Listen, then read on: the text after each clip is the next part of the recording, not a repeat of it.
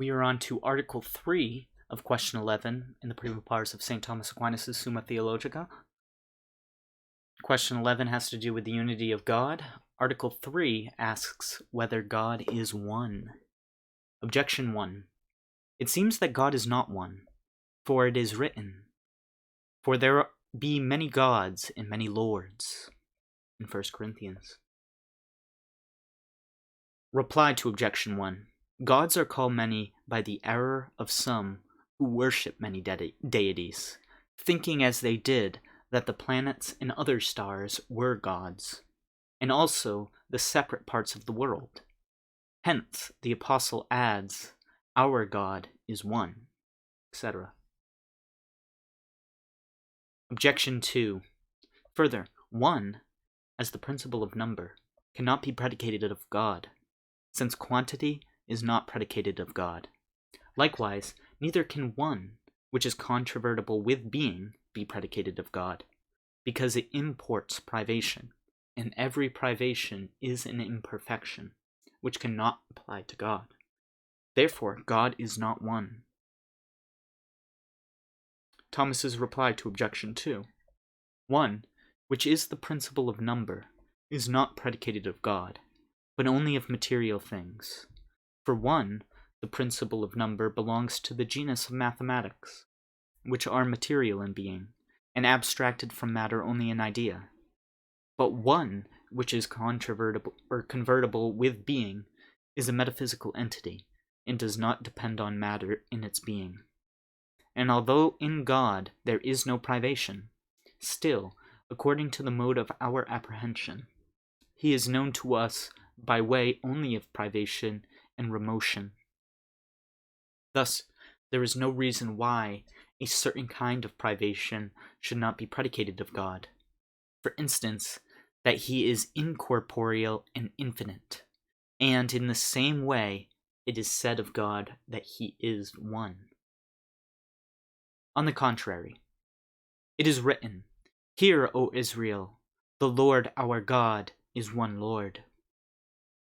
I answer that it can be shown from these three sources that God is one.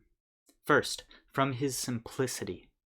For it is manifest that the reason why any singular thing is this particular thing is because it cannot be communicated to many. Since that whereby Socrates is a man can be communicated to many, whereas what makes him this particular man is only communicable to one.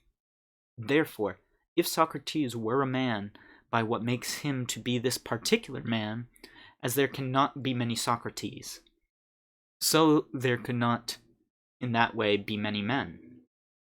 Now this belongs to God alone, for God himself is his own nature, as was shown above.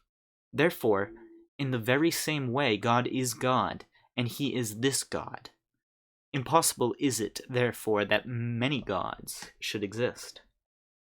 Secondly, this is proved from the infinity of his perfection, for it was shown above that God comprehends in himself the whole perfection of being. If then many gods existed, they would necessarily differ from each other. Something, therefore, would belong to one which did not belong to the other, and if this were a privation, one of them would not be absolutely perfect, but if a perfection, one of them would be it. So it is impossible for many gods to exist. Hence also the ancient philosophers, constrained as it were by truth, when they asserted an infinite principle, asserted likewise that there was only one such principle. Thirdly, this is shown from the unity of the world, for all things that exist are seen to be ordered to each other, since some serve others. But things that are diverse do not harmonize in the same order, unless they are ordered thereto by one. For many are reduced into one order by one better than by many, because one is per se cause of one, and many are only the accidental causes of one, inasmuch as they are in some way one. Since, therefore, what is first is most perfect, and is so per se, and not accidentally, it must be that the first which reduces all into one order should be only one, and this one is God. There we have it. Article 3. Thomas affirms that God is one. His unity is thereby preserved. Thank you.